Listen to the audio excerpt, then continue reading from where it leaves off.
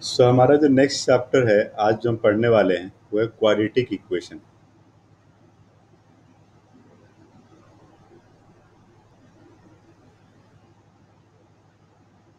Class 10th according to NCERT ये fourth chapter है। हालांकि इसके बारे में थोड़ा बहुत हम लोग क्वाड्रेटिक पॉलिनोमियल में चैप्टर 2 पॉलिनोमियल में पढ़ चुके हैं, बट अभी हम इसको थोड़ा और डिटेल में जानते हैं। देखिए, पॉलिनोमियल एंड इक्वेशन इन दोनों में डिफरेंस है। Polynomial is a part of algebraic expression.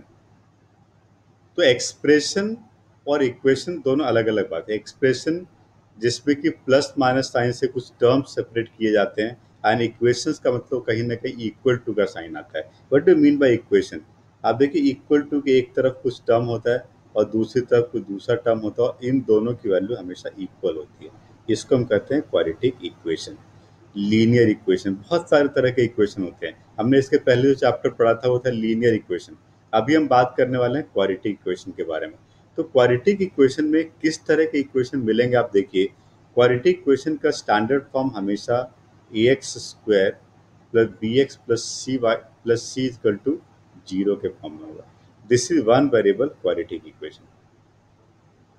कई बार क्वेश्चन डायरेक्ट इस फॉर्म में दिया होगा, कई बार क्वेश्चन बड़ा कॉम्प्लिकेटेड होगा और उसको ट्रांसफॉर्म करके इस फॉर्म में लाना पड़ेगा। यदि question a x square plus B x plus C equal to zero के फॉर्म में आता है, इसका मतलब ये क्वाड्रेटिक इक्वेशन है।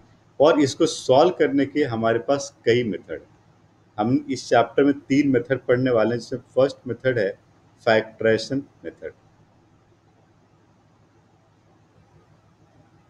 फैक्टराइजेशन मेथड से इस इक्वेशन को कैसे सॉल्व करेंगे एंड वेरिएबल की वैल्यू कैसे फाइंड करेंगे, इसके बारे में हम लोग फैक्टराइजेशन में क्लास 9th में ऑलरेडी बात कर चुके हैं। मैं थोड़ा सा और डिटेल में आपको बताता हूँ। सबसे पहले आपको ये जानना है कि ये बात कैसे पता चलेगी कि ये इक्वेशन क्वाड्रेटिक है। अब क्वेश्चन डायरेक्ट नहीं दिया रहता है, कई बार क्वेश्चन बड़ा कॉम्प्लिकेटेड फॉर्म में रहता है और हमें पता करना पड़ता है कि क्या ये क्वाड्रेटिक है। जैसे मान लो x divided by x plus one and plus x plus one divided by x is equal to one, ये एक इक्वेशन है। क्या ये क्वाड्रेटिक इक्वेशन है? अभी तक नहीं पता हमें। तो जब भी इस तरह के कॉम्प्लिकेटेड क्वेश्चन पूछे जाएंगे, सबसे पहले आप एलसीएम ले करके सिंप्लीफाई करके ये पता करने की कोशिश करोगे कि क्या ये इक्वेशन क्वाड्रेटिक है। कैसे पता चलेगा? यदि इसको ट्रांसफॉर्म करके सिंप्लीफाई करके ये इस फॉर्म में आ गया तो ये क्वाड्रेटिक होगा, अदरवाइज क्वाड्रेटिक नहीं होगा। तो हमने यहाँ पे एलसीएम लिया x square and plus x square plus two x plus one is equal to x square plus x. एक एक्स स्क्वायर कैंसिल हो गया और ये बन गया x square minus x plus one equal to zero. ये quadratic equation है। इसका हाईएस्ट पावर 2 है, तो हाईएस्ट पावर 2 जिसमें होगा वो क्वाड्रेटिक इक्वेशन होगा। हाँ, यहाँ पे एक बहुत इंपॉर्टेंट बात सामने आती है कि जब भी किसी क्वाड्रेटिक इक्वेशन की बात करो where A is not equal to zero, b zero हो सकता है, सी जीरो हो सकता है, बट ए जीरो नहीं हुई। तो ए जीरो हुआ तो एक्स स्क्वायर का टर्म एलिमिनेट हो जाएगा, तो इक्वेशन क्वाड्रेटिक नहीं बल्कि लीनियर बन जाएगा। इसलिए स्टैंडर्ड फॉर्म में A x square plus B x plus C equal to zero where A is not equal to zero. तो जब भी कोई क्वेश्चन इस फॉर्म में आता है तब वो क्वाड्रेटिक इक्वेशन है। एंड सॉल्व करने का हमारे पास कई मेथड है। फर्स्ट मेथड हम लोग डिस्कस करने वाले हैं फैक्टराइजेशन मेथड। आपके बुक में जो फर्स्ट क्वेश्चन आपको मिलेगा उसमें लिखा हुआ रहेगा which of the following is the quadratic equation. ऐसे 10-15 क्वेश्चन दिए हुए हैं और आपको देख के बताना है कि किसमें से कौन सा इक्वेशन क्वाड्रेटिक है। तो जिस इक्वेशन को सिंप्लीफाई करके इस फॉर्म में आएगा वो क्वाड्रेटिक है, अदरवाइज क्वाड्रेटिक नहीं है। ठीक है, अब फैक्टराइजेशन मेथड क्या करता है? फैक्टराइजेशन मेथड कहता है कि आपके पास जो क्वाड्रेटिक इक्वेशन स्टैंडर्ड फॉर्म में है, आप स्प्लिटिंग मिडिल टर्म से इसको x minus alpha multiply x minus beta के फॉर्म में लिखिए और x की दो वैल्यू फाइंड करिए। तो x की दो वैल्यू क्या आएगी? Alpha and beta. तो करना क्या है, स्प्लिटिंग मिडिल टर्म से हमें इस क्वेश्चन को दो फैक्टर्स के फॉर्म में लिखना है और जैसे दो फैक्टर लिख दिया तो अल्फा बीटा मिल गया। This is called factorization method. ये हमारे लिए कोई नई बात नहीं है। मैं कुछ एग्जांपल लेकर के आपको बताता हूँ किस तरह क्वेश्चन यहाँ पूछे जाएंगे। जैसे आपके असाइनमेंट की यदि बात की जाए तो यहाँ पे सबसे पहले हम क्वेश्चन 6 की बात करते हैं, पेज नंबर 28 पे। इसमें क्वेश्चन दिया हुआ है 8x square minus 22x minus 21 equal to zero. ये क्वेश्चन का सेकेंड पार्ट है और कहा जा रहा है solve the following quadratic equation by factorisation method. इसको फैक्टराइजेशन मेथड से करना है। अब फैक्टराइजेशन मेथड करने के लिए मैंने जो तरीका आपको बताया था क्लास 9th में या क्लास 10th के पॉलिनोमियल में आपने पढ़ा होगा कि आपको सबसे पहले ए एंड सी को मल्टीप्लाई करना है। 8 मल्टीप्लाई -21 ये बनता है -168। सबसे पहले आपको ए एंड सी को मल्टीप्लाई करना है और मल्टीप्लाई करने के बाद आप प्राइम फैक्टराइज करके ऐसे कोई दो फैक्टर को ढूंढो जिसका सम -22 आ जाए। देखिए ये -1 हो गया 168, इसको 2 से कैंसिल करिए 84 आ गया, इसको 2 से कैंसिल करिए 42, इसको 2 से कैंसिल करिए 21, इसको 3 से कैंसिल करिए 7 और ये 7 1 आ गया। हमें क्या देखना है 22 आना चाहिए, कोशिश करते हैं। 2 2 जा 4 2 जा 8 21 नहीं आ रहा है। 8 3 जा 24 प्लस 7 3 जा 21 2 जा 42 एंड 2 2 जा 4 नहीं आ रहा है। तो देखिए 7 2 जा 14 2 जा 28 एंड 6 आ रहा है। 7 4 जा 28 एंड 3 2 जा 6, 28 माइनस 6 22 होता है। ये आपको हिट एंड ट्रायल मेथड से सोचना पड़ेगा। तो हमने यहाँ पे स्प्लिटिंग मिडिल टर्म लगाया और ये मिल गया है -28x and +6x -21 equal to 0। Now इन दोनों में 4x कॉमन लेंगे तो ये बचेगा 2x -7 और इन दोनों में 3 कॉमन लेंगे ये बचेगा 2x -7 is equal to 0। So we got two factor in this. First factor is 2x -7 and second factor is 4x + 3। यहाँ पे दो फैक्टर मिल गया। अल्टीमेटली हम कह सकते हैं either 2x -7 equal to 0 then x equal to 7/2 and 4x + 3 equal to 0 then x equal to -3/4।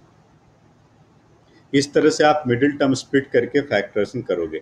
अब इसमें कई सारे स्क्वायर रूट वाले क्वेश्चन होते हैं जहाँ पे हमें डर लगता है ये इस क्वेश्चन को कैसे करें।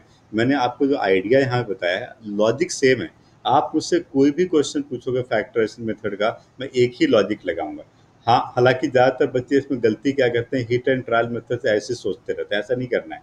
आप पहले प्राइम फैक्टराइज करिए ए मल्टीप्लाई सी का, फिर सोचिए, तो आपके लिए मिडिल टर्म को स्प्लिट करना बहुत इजी हो जाएगा। अब मैं कुछ और एग्जांपल ले रहा हूँ, स्क्वायर रूट वाला एग्जांपल लेता हूँ। यदि हम क्वेश्चन का 8th पार्ट को देखें, क्वेश्चन 6 का, इसमें लिखा है √3x² and +11x + 6√3 equal to 0। मैंने आपको क्या बताया, मैंने कहा ए और सी को मल्टीप्लाई करो तो 6 3 जा 18 हो गया। अब 18 को जरा प्राइम फैक्टराइज करो तो ये मिल रहा है 3 3 1। हमें 11 चाहिए तो 3 3 जा 9 + 2 11। यस, बिल्कुल सही है। क्या बन गए √3x² + 9x + 2x + 6√3 equal to 0, ये बन गया ना। अब इन दोनों में कॉमन लो, स्प्लिट हो गया तो कोई प्रॉब्लम नहीं। इन दोनों में क्या कॉमन है, √3x कॉमन है। यहाँ बचा x + 3√3। यदि आप 9 में √3 को कॉमन लोगे तो क्या बचेगा, 3√3 बचेगा, प्लस इन दोनों में 2 कॉमन लोगे क्या बचेगा, x + 3√3। तो हमें दो फैक्टर मिला, we got two factor. First factor is x + 3√3 and second factor √3x + 2 is equal to 0। So x की वैल्यू क्या आ गई, x की वैल्यू आ गई -3√3 और -2/√3। जहाँ पे डिनोमिनेटर में स्क्वायर रूट आ रहा है तो इसको थोड़ा रैशनलाइज भी कर दो, 2√3/3 हो जाएगा। ये इसका आंसर है। स्क्वायर रूट वाले क्वेश्चन भी लॉजिक सेम। आपके कोई भी क्वेश्चन पूछा जाए, हाँ कई क्वेश्चन फ्रैक्शन में आएगा। यदि ए बी सी की वैल्यू जो x² का जो कॉफिशिएंट है फ्रैक्शन में है तो पहले एलसीएम लीजिए एंड डिनोमिनेटर को बाहर लिखिए और फिर उसको सॉल्व करिए। मैं एक एग्जांपल लेता हूँ। यदि मैं क्वेश्चन नंबर 9 लेता हूँ, क्वेश्चन 6 का 9th पार्ट, इसमें लिखा है 5x - 35 divided by x equal to 18। अब यह फ्रैक्शन में आ रहा है। पहले चेक करो कि क्या ये क्वाड्रेटिक क्वेश्चन है। एलसीएम लेते हैं, 5x² - 35 divided by x is equal to 18। Cross multiply किया जाए तो 5x² - 18x - 35 इक्वल टू 0। ठीक है, हो गया। अब -35 × 5 आ गया, -35 × 5 तो -35 × 5 प्राइम फैक्टराइज करो, -1 35 × 5 5 35 5 7 7 1। ठीक है, 18 आना चाहिए। तो कितने कैसे लिखेंगे, 5 5 जा 25 + 7, तो ये हो गया -25 and +7।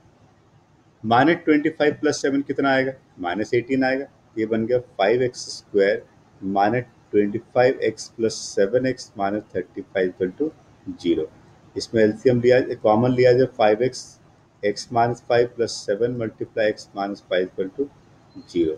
So we got two factor x minus 5 and दूसरा 5x plus 7 is equal to 0। x की वैल्यू क्या आ गई 5 and minus 7 by 5। We got two values of x 5 and minus 7 by 5। ठीक है, इस तरह से जितने फ्रैक्शन वाले क्वेश्चन इसको भी कर सकते हो। बट अब मैं आपको पहले ही कहा था कि इस तरह के इतने सिंपल क्वेश्चन आपसे नहीं पूछे जाएंगे। आपसे जो क्वेश्चन पूछा जाएगा उसमें बड़ा कॉम्प्लिकेटेड सा एक इक्वेशन, फ्रैक्शन में, डेसिमल में, इस तरह के स्क्वायर रूट में एक इक्वेशन होगा और पहले उसको सिंप्लीफाई करके स्टैंडर्ड फॉर्म में लिखना पड़ेगा। सिंप्लीफाई करने के लिए वही आइडिया लगाएंगे जो हमने अलजेब्रिक एक्सप्रेशन में पढ़ा है।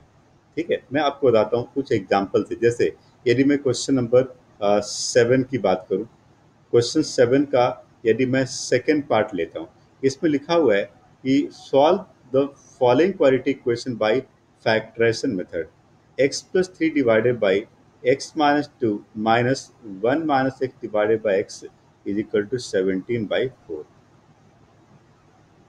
अब यहाँ पे एलसीएम लीजिए, x multiply x minus 2, x multiply x plus 3 minus x minus 2 multiply 1 minus x is equal to 17/4। Simplify करते हैं, स्टैंडर्ड फॉर्म लिखने की कोशिश करते हैं। 3x माइनस ब्रैकेट के अंदर यहाँ पे x minus x square minus 2 plus 2x and divided by x square minus 2x is equal to 17/4। X square plus 3x minus x plus x square and plus 2 minus 2x and cross multiply किया जाए तो ये 4 आएगा और ये आएगा 17 multiply x square minus 2x। Simplify करें, 4 multiply 2x square और ये 3x और 3x कैंसिल हो गया plus 2 is equal to 17 multiply x square minus 2x।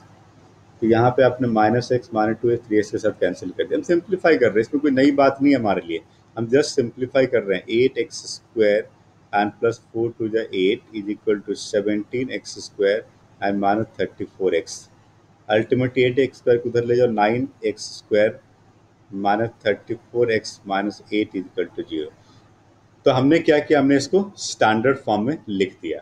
अब यहाँ पे आप जो स्प्लिटिंग मिडिल टर्म का आइडिया मैंने आपको बताया है वो आइडिया आप लगाओगे और इसको सॉल्व करोगे। तो आप देख लो 9 8 जस्ट 72 होता है, 72 का दो फैक्टर 36 एंड 2 जिसका डिफरेंस 34 आता है। We can take common, it will be 9x common, x minus 4 and plus 2 common, x minus 4 equal to 0। So ultimately दो इक्वेशन बना, दो फैक्टर मिला, x minus 4 and 9x plus 2 equal to 0। So x की value क्या आ गई, x की value आ गई 4 एंड माइनस 2 बने। x की वैल्यू तो फाइंड करनी है हमें। सॉल्व द इक्वेशन मतलब क्या है, we have to find the value of the variable. ठीक है, तो इस तरह से जितने भी क्वेश्चन पूछे जाएंगे जिसमें कि बड़ा लेंदी सा फ्रैक्शन है या जो भी कुछ है, आप स्टैंडर्ड फॉर्म में लिखिए। यदि स्टैंडर्ड फॉर्म में लिखने के बाद ये क्वाड्रेटिक बनता है, so apply the concept to solve the quadratic equation. Otherwise ये लीनियर ही बन सकता है, क्यूबिक बन सकता है, उसका मेथड अलग है।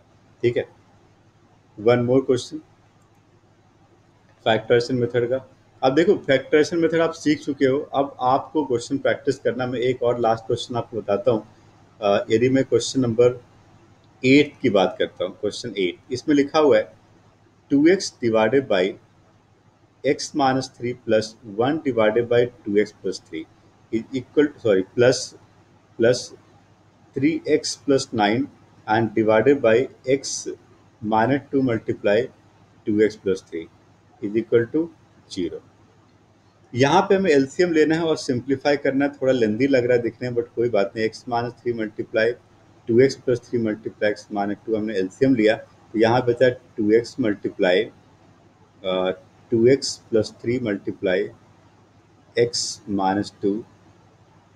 ठीक है, प्लस यहाँ पे x minus 3 multiply x minus 2 and plus 3x plus 9 and multiply ये दोनों यहाँ पे आ गया, तो x minus 3 is equal to 0। ठीक है, क्रॉस मल्टीप्लाई करो, ये बन गया 2x multiply 2x plus 3 multiply x minus 2 plus x minus 3 multiply x minus 2 plus 3 common x plus 3 multiply x minus 3, इस पूरे टर्म्स को मल्टीप्लाई करेंगे, सबको मल्टीप्लाई कर दो और मल्टीप्लाई करने के बाद यदि ये क्वाड्रेटिक इक्वेशन बनता है तो क्वाड्रेटिक इक्वेशन का फॉर्मूला अप्लाई कर दो। ठीक है, इस तरह से आप इन क्वेश्चन को सॉल्व कर सकते हो, उसमें कोई प्रॉब्लम नहीं है। अब देखो, फैक्ट आप अलजेब्रा पढ़ रहे हो और अलजेब्रा बहुत प्रैक्टिस की जरूरत होती है, तो अब मैं इसके आगे और भी क्वेश्चन बताता रहूँ, मजा नहीं आएगा। आप पहले क्वेश्चन प्रैक्टिस करिए, फिर जो डाउट है पूछिए। तो आपको करना क्या है, आपके क्वाड्रेटिक इक्वेशन के असाइनमेंट से क्वेश्चन 1 से लेकर के एंड क्वेश्चन 8 तक, ये सारे क्वेश्चन को आप हर एक पार्ट को जरूर कंप्लीट करिए। जो डाउट है आप मुझे व्हाट्सएप कर सकते हो 9476080120 पे, और अब जो भी डाउट है डिस्कस करिए, उसके बाद फिर आगे बढ़िए। तो क्वेश्चन 8 से आगे कुछ और फैक्टराइजेशन मेथड के क्वेश्चन दिए हुए हैं जो मैं आपको नेक्स्ट क्लास में बताऊंगा।